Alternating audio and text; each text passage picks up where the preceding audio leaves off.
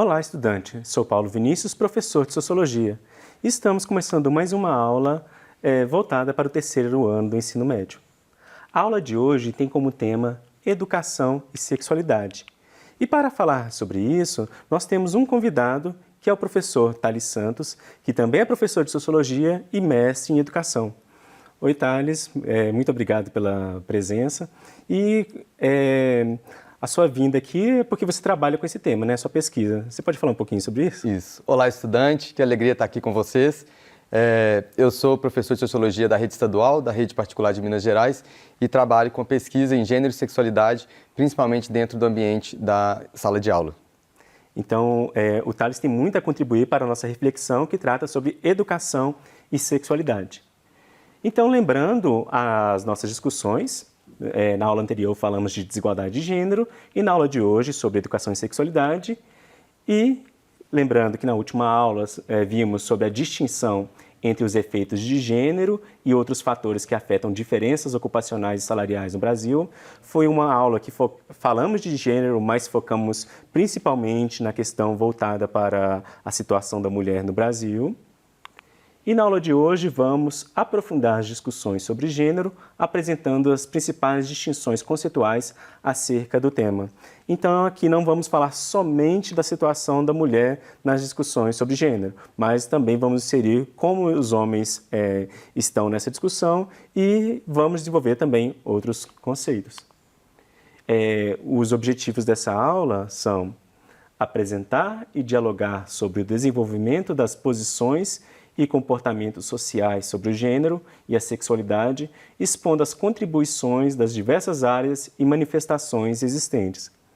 Lembrando que o tema dessa aula, assim como da aula anterior, eles são propostas do nosso currículo de Minas Gerais, voltados para o terceiro ano do ensino médio, que propõem tratar desses temas. Então, falar sobre educação e sexualidade é o que o nosso currículo em Minas Gerais propõe para o terceiro ano do ensino médio nesse momento. Por isso, o currículo fala que temos que falar sobre identidade de gênero, expressão de gênero e orientação afetivo-sexual, que vai ser o momento onde vamos diferenciar o que representa cada um desses conceitos. E Thales, para ajudar a gente nessa conversa, o que você pode explicar para a gente sobre gênero?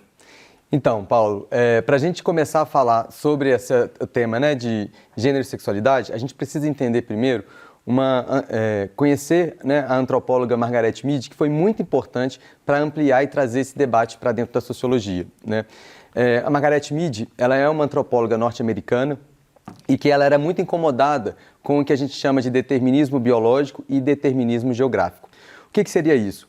O determinismo biológico é basicamente a gente dizer que a biologia, a genética, as características do corpo físico vão determinar o comportamento desse indivíduo, né?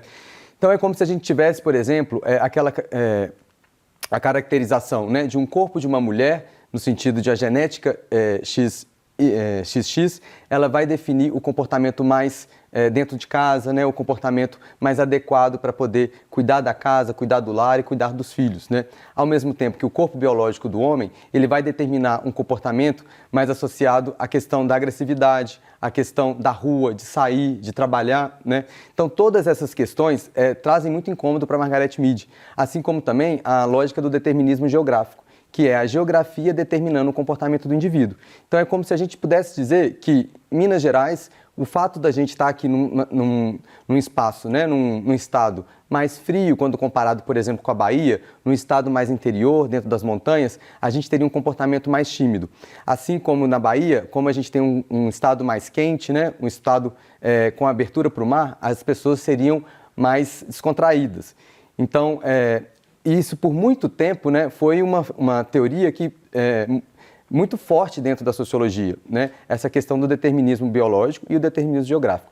A Margaret Mead, então, ela começa a questionar, ela como uma mulher que, então, o corpo dela, teoricamente, estaria definindo ela para dentro do lar, para o cuidado da família, para o cuidado das crianças, né? Ela já desde pequena, ela tinha uma mãe socióloga, né, que já incentivava ela a pensar na mulher como um espaço diferente, né, como um corpo diferente, para ocupar outros espaços. E ela, então, vai fazer a graduação, vai fazer mestrado e vai estar estudando, né, de que forma, o que determina o comportamento desses indivíduos. A Margaret Mead, ela vai para a Oceania, né, ela vai estudar 3 povos muito importantes, né, os Arapesh, e aí ela vai entender que os Arapesh, ela identifica que são mulheres e homens demonstrando características consideradas como sendo femininas de cunho materno, então associadas ao cuidado. Ela vai estudar os Mundugumor e ela vai identificar que são mulheres e homens que demonstram características consideradas como sendo masculinas e de cunho agressivo, e aí ela já começa a se questionar. Se tudo que a gente tem dentro dos Estados Unidos, né, dentro desse Ocidente, se a gente coloca como sendo o corpo biológico determinando o comportamento, a geografia determinando o comportamento, por que nessas sociedades, nesses povos, a gente tem uma contradição disso, né? A gente tem, por exemplo, os Mundugumor, que são homens e mulheres com essa atitude agressiva. Os Chambuli, por exemplo, ela vai identificar que eram mulheres vistas como dominantes, com comportamento agressivo, o que na sociedade norte-americana era um papel dos homens, e ao mesmo tempo ela percebe que os homens eles eram submissos, delicados e emotivos. Ou seja, um comportamento que teoricamente nos Estados Unidos, na América do Norte, eram comportamentos para as mulheres e não para os homens, né? Ou seja, são papéis opostos do que eram vistos na sociedade ocidental. Isso chama muita atenção da Margaret Mead, Paulo, e ela começa a entender e a perceber que, na verdade, esse determinismo biológico e o determinismo geográfico, ele não consegue explicar essas questões de gênero, né? Não é o corpo que vai definir como que vai ser o comportamento desse indivíduo, mas todo um processo de socialização, né? Todo um comportamento que é aprendido.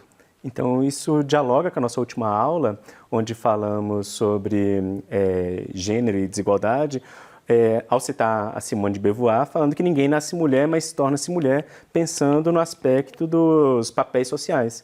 Gênero como essa forma de ser homem, ser mulher, que é uma construção social, né? Exatamente. E aí a gente pode falar dos papéis de gênero, né? O que seriam esses papéis de gênero, né? Seria uma forma de se comportar que é determinada não pelo corpo biológico, mas é determinada pela sociedade, né? A gente viu na sociologia já como que a gente aprende a viver em sociedade, né? Ninguém nasce sabendo viver em sociedade, a gente vai aprendendo a como se comportar. E esse aprendizado, né, que a gente chama de processo de socialização, ele se dá por meio da imitação e por meio da observação. Então a gente pode pensar, por exemplo, se tem uma criança de 2 anos de idade, se essa criança foi identificado pela medicina, pelo médico, como um menino a partir do pênis, que presente que a gente vai dar para essa criança, né? Normalmente ele vai ganhar uma bola, ele vai ganhar uma pastinha para trabalhar, ele vai ganhar um super-herói, né? Brinquedos que vão trazer esse comportamento mais agressivo, esse comportamento mais independente. Ao passo que quando a gente pensa na menina, né? Quando você tem um aniversário de 2 anos, que tipo de brinquedo que a gente dá para essas meninas, né? A gente dá boneca, a gente dá vassoura, a gente dá casinha, panelinha, né? Então, olha, percebe que interessante que todos esses brinquedos, esses artefatos, todo esse ambiente, ele é construído de forma que está socializando um comportamento, está construindo um papel dentro dessa pessoa. Então, não é à toa que a gente percebe que a maior parte, né, dos homens, eles têm esse comportamento na sociedade mais agressivo, de liderança, muito porque desde pequeno eles estão aprendendo sobre isso, né?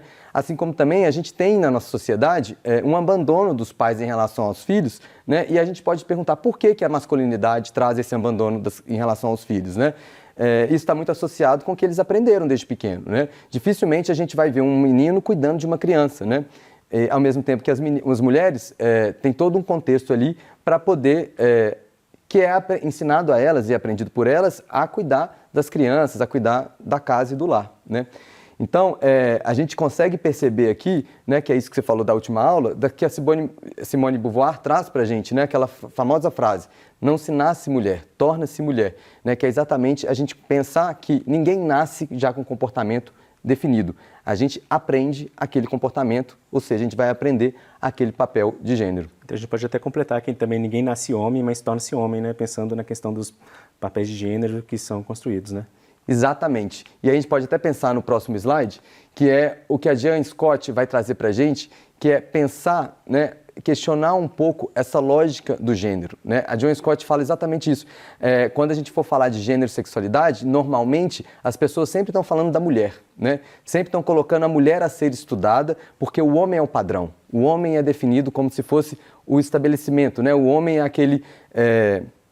é o padrão que já está pré-definido e a gente já entende muito bem. Então, quando a gente fala de gênero e sexualidade, a gente está pensando sempre na questão da mulher. A Joan Scott questiona isso, né? Ela vai pensar o seguinte, olha, para entender gênero e sexualidade, a gente precisa estudar tanto o homem quanto a mulher, inclusive as outras possibilidades que são não binárias, né? Porque o que a gente está chamando a atenção, essa binariedade homem e mulher, né, é uma lógica construída por nós, né? E aí a gente pode passar para o que a gente chama de biscoito do gênero, né, que vai explicar para a gente um pouco melhor sobre todos esses termos que a gente está acostumado a associar com gênero e sexualidade. Mulheres lésbicas, pessoas cisgênero, pessoas transgênero, né? Esse biscoitinho ele é muito interessante porque ele vai separar, né? Não é o fato de você ter um pênis que vai definir que você é homem. Não é o fato de você ter uma vagina que vai definir que você é mulher. Até porque tem pessoas que nascem com sexo biológico em que a medicina não consegue definir se aquele órgão é um pênis ou é uma vagina. O que a gente vai chamar das pessoas intersexuais, que a gente vai falar daqui a pouquinho, né? Então, todo esse contexto, né, começa a mostrar pra gente essa separação do que é a identidade de gênero, ou seja, como que eu me sinto, né? Eu posso nascer com o pênis, mas de alguma forma eu fui criado, né, rotulado como homem ao nascer, mas de alguma forma durante a vida, que a gente em sociologia ainda não consegue explicar muito bem o que acontece, né? A gente tem algumas teorias, mas que não vem ao caso aqui, para a gente entender que por algum motivo aquela pessoa não se identificou com o rótulo masculino e ela se identifica com o mundo feminino. Ela se identificou muito mais com os objetos, né, com as roupas, com o universo feminino, e aí a gente vai chamar essa pessoa, por exemplo, de uma pessoa transgênero. Então, essa diferenciação é muito importante. O que é o sexo biológico, o pênis, a vagina ou a genética, né? A identidade de gênero, que é como que a pessoa vai se sentir, se ela se sente homem, se ela se sente mulher, né? E a gente vai falar também da orientação sexual. O que a pessoa gosta, como que ela se relaciona com as outras pessoas, né? E a gente ainda pode falar da expressão de gênero, que tem a ver como que você quer expressar isso para a sociedade. Porque muitas vezes o indivíduo, essa pessoa se sente mulher, mas ela vai estar ali usando alguns elementos no corpo dela que não necessariamente vai ser lido pela sociedade como elementos de uma mulher, né? Que vai ser lido como elementos de um homem. E, por exemplo, um homem, né? Eu que me identifico como homem, se eu estiver usando aqui um vestido ou uma saia, se eu saio em algum momento, né? Se eu coloco um esmalte ou uma base na minha unha, isso vai me tornar menos homem por causa disso? Ou até uma questão que a gente comenta muito, que é se o pênis define a sexualidade, se o pênis está definindo o gênero da pessoa, né, e a gente tem, por algum motivo, essa pessoa perde o pênis, né, a perda desse órgão vai provocar que esse indivíduo vai se tornar mulher a partir de então, né? Então, é muito importante, Paulo, a gente conseguir separar todas essas questões, né? O que é identidade de gênero, o que é orientação sexual, o que é o sexo biológico e o que é a expressão, né, de gênero. Para a identidade de gênero, a gente vai ter as pessoas cisgênero e a gente vai ter as pessoas transgênero e a gente percebe que a gente tem aqui toda uma linha contínua, ou seja, tem várias outras possibilidades, né, e que elas ainda estão se expressando, né? A gente não consegue definir agora, nesse momento, que a gente só tem pessoas cisgênero, pessoas transgênero e as pessoas não binárias, né? A gente pode ser que existam outras possibilidades e está tudo bem, né? A pessoa cisgênero tem a ver com a pessoa que se identifica com o rótulo que foi dado a ela ao nascer. A pessoa transgênero, né? Trans é um prefixo que significa do outro lado, né? É uma pessoa que ela não se identifica com o rótulo que foi dado a ela e, por algum motivo, durante a vida, ela se identificou com outro gênero. Quando a gente está falando da orientação sexual, a gente pode falar da homossexualidade, da heterossexualidade, da bissexualidade, da assexualidade, de várias outras, né? É muito importante a gente entender esse prefixozinho, né? Hétero significa diferente, homo significa igual e bi significa, né? É um termo ligado aos dois. E o hétero, então, quando eu falo de diferente, eu estou falando de identidades de gêneros diferentes que se atraem. Homo, eu estou falando de igual, então eu estou falando de identidade de gêneros semelhantes que se atraem. E o bissexual, a gente está falando de mais de uma forma de você se sentir atraído, né? Eu enquanto homem, posso me sentir atraído por outro homem, por outra mulher, ou por uma pessoa não binária, ou seja, uma pessoa que não entra dentro dessa lógica masculino e feminino, né? Então existe uma grande possibilidade, uma grande diversidade. Inclusive, é importante a gente falar que isso aí faz parte das características do indivíduo e que isso não é algo que é aprendido por meio de uma doutrinação, um aspecto ideológico, mas isso compõe o indivíduo como uma característica do ser que ele é. Né? Exatamente. Assim, não vai dar tempo da gente trabalhar e explorar todos esses termos aqui, né? Eu acho importante você, de casa, se sente, se gostou desse tema, se quer aprofundar no tema, a gente vai deixar uma bibliografia, vai deixar algumas referências para você aprofundar. Mas é muito importante a gente entender exatamente isso, Paulo, que isso aqui é uma construção social, né? Tudo isso aqui é a sociedade quem está construindo ao longo do tempo.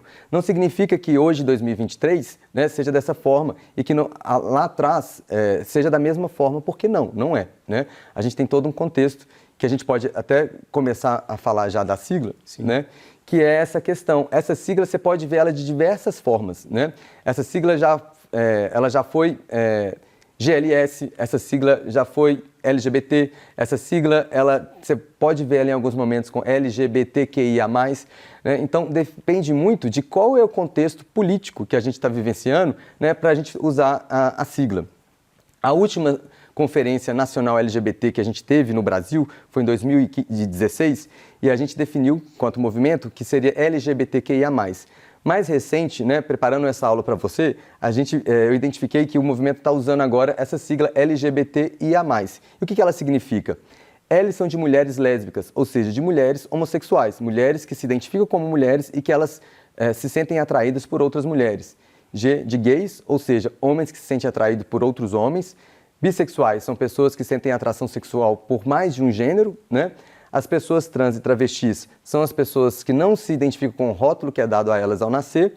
As pessoas intersexuais, foi no início da aula quando a gente comentou daquelas pessoas que têm um órgão que a gente não consegue identificar exatamente se trata de um pênis ou de uma vagina, né? Muitas vezes a gente pode até identificar os dois. E das pessoas assexuais, ou seja, são pessoas que elas não sentem atração sexual, né? Elas podem se relacionar, mas não necessariamente sexualmente. E a gente sempre coloca o mais, Paulo, que é para a gente poder pensar em todas as outras possibilidades que podem existir. Então, assim como aquela linha tinha várias cores gradativas, né?